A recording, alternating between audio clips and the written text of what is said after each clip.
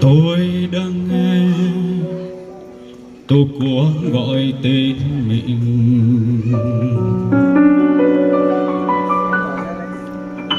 bằng tiếng sóng trường xa hòn xa ruồi vào gành đá.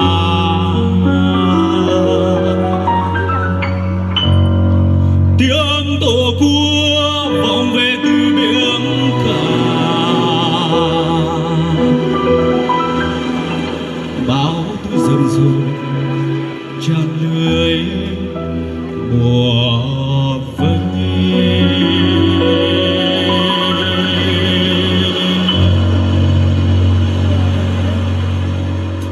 Tôi đang nghe tổ quốc gọi tên mình, bằng tiếng sóng trường xa hoang xa rồi vào gành đá. Sóng cuồn cuộn lên dòng hình đông nước, một tầng biển cạn rời vàng cơn đơn đau.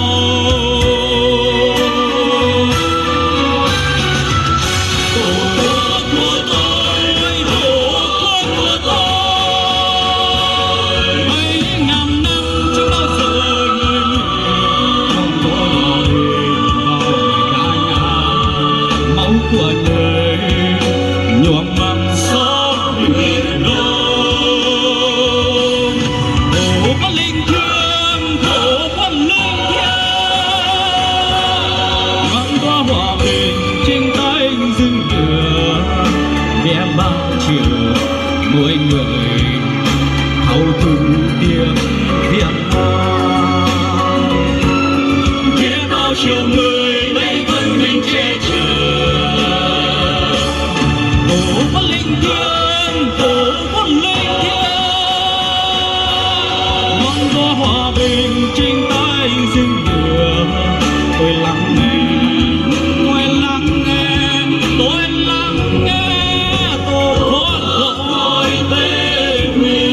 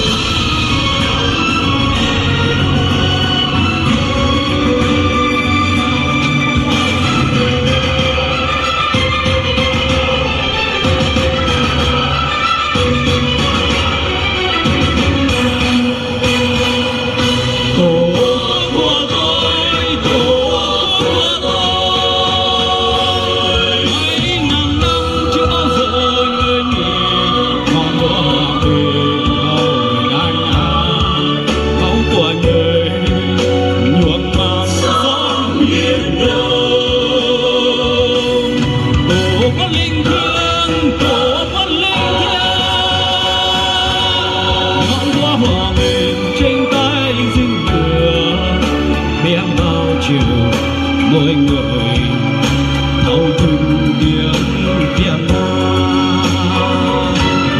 Biết bao chiều người lấy thân mình che chở. Tổ quốc linh thiêng, tổ quốc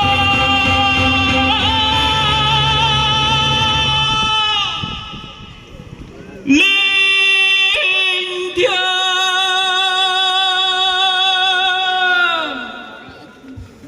Ngọn đuốc hòa bình trên tay rừng lửa.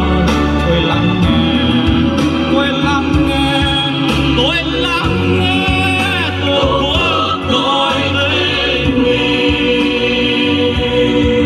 Tôi lắng nghe, tôi lắng nghe, tôi lắng nghe